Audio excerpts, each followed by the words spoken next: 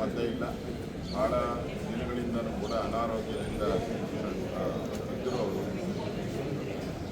ಭಾಳ ಸರಳ ಜೀವಿ ಅವರು, ಭಾಳ ಸಿಂಪಲ್ ಮನುಷ್ಯ ಅಷ್ಟೇ. ಅವ್ರ ಮನೇಲಿ ಭಾಳ ಸರಿ ನಾನು ಊಟಕ್ಕೂ ಹೋಗಿದ್ದೀನಿ. ಅವ್ರ ಜೊತೆ ಒಳ್ಳೆಯ ಒಡನಾಟ. ಅವರು ಆರ್ ಎಸ್ ಎಸ್ಸಿನ ಸ್ವಯಂ ಸೇವಕರಾಗಿ, ಆರ್ ಎಸ್ ಎಸ್ಸಿನ ಆದಿಯ ಆರ್ ಎಸ್ ಎಸ್ಸಿನ ಮಾರ್ಗದರ್ಶನ ಅದರ ಜೊತೆ ಬೆಳೆದಂಥವ್ರು.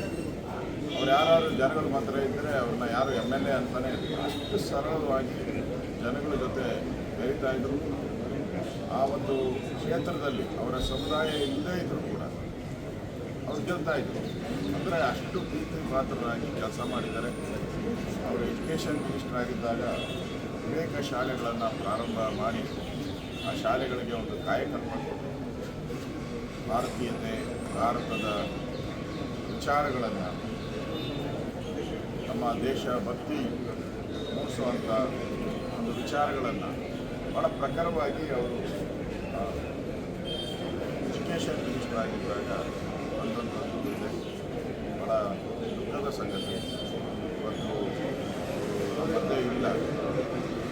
ಅವರ ಆತ್ಮಕ್ಕೆ ಶಾಂತಿ ಮತ್ತು ಅವರ ಕುಟುಂಬಕ್ಕೆ ದುಃಖವನ್ನು ಭರಿಸುವಂಥ, ಅವರ ಅಭಿಮಾನಿಗಳಿಗೆ ದುಃಖವನ್ನು ಭರಿಸುವಂಥ ಶಕ್ತಿಯನ್ನು ಭಗವಂತ ನೀಡಲಿ ಅಂತೇಳಿ ನಾನು ಆ ಭಗವಂತನಲ್ಲಿ ಪ್ರಾರ್ಥನೆಯನ್ನು ಮಾಡ್ತೇನೆ. ಇವತ್ತು ನಮ್ಮ ಮಧ್ಯೆ ಇಲ್ಲ. ಭಾಳ ದಿನಗಳಿಂದಲೂ ಕೂಡ ಅನಾರೋಗ್ಯದಿಂದ ಇದ್ದರು ಅವರು. ಭಾಳ ಸರಳ ಜೀವಿ ಅವರು, ಭಾಳ ಸಿಂಪಲ್ ಮನುಷ್ಯ ಅಷ್ಟೇ. ಅವ್ರ ಮನೇಲಿ ಭಾಳ ಸರಿ ನಾನು ಊಟಕ್ಕೂ ಹೋಗಿದ್ದೀನಿ. ಅವ್ರ ಜೊತೆ ಒಳ್ಳೆಯ ಒಡನಾಟ. ಅವರು ಆರ್ ಎಸ್ ಎಸ್ಸಿನ ಸ್ವಯಂ ಸೇವಕರಾಗಿ, ಆರ್ ಎಸ್ ಎಸ್ಸಿನ ಆದಿಯ ಆರ್ ಎಸ್ ಎಸ್ಸಿನ ಮಾರ್ಗದರ್ಶನ ಅದರ ಜೊತೆ ಬೆಳೆದಂಥವ್ರು. ಅವ್ರು ಯಾರು ಜನಗಳ ಮಾತ್ರ ಇದ್ದರೆ ಅವ್ರನ್ನ ಯಾರು ಎಮ್ ಎಲ್ ಎ ಅಂತಲೇ ಅಷ್ಟು ಸರಳವಾಗಿ ಜನಗಳ ಜೊತೆ ಬೆರೀತಾ ಇದ್ದರು.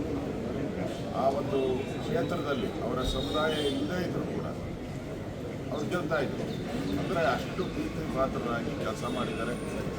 ಅವರು ಎಜುಕೇಷನ್ ಮಿನಿಸ್ಟರ್ ಆಗಿದ್ದಾಗ ಅನೇಕ ಶಾಲೆಗಳನ್ನು ಪ್ರಾರಂಭ ಮಾಡಿ ಆ ಶಾಲೆಗಳಿಗೆ ಒಂದು ಕಾಯಕಲ್ಪ ಕೊಟ್ಟು ಭಾರತೀಯತೆ, ಭಾರತದ ವಿಚಾರಗಳನ್ನು, ನಮ್ಮ ದೇಶ ಭಕ್ತಿ ಮೂಡಿಸುವಂಥ ಒಂದು ವಿಚಾರಗಳನ್ನು ಭಾಳ ಪ್ರಖರವಾಗಿ ಅವರು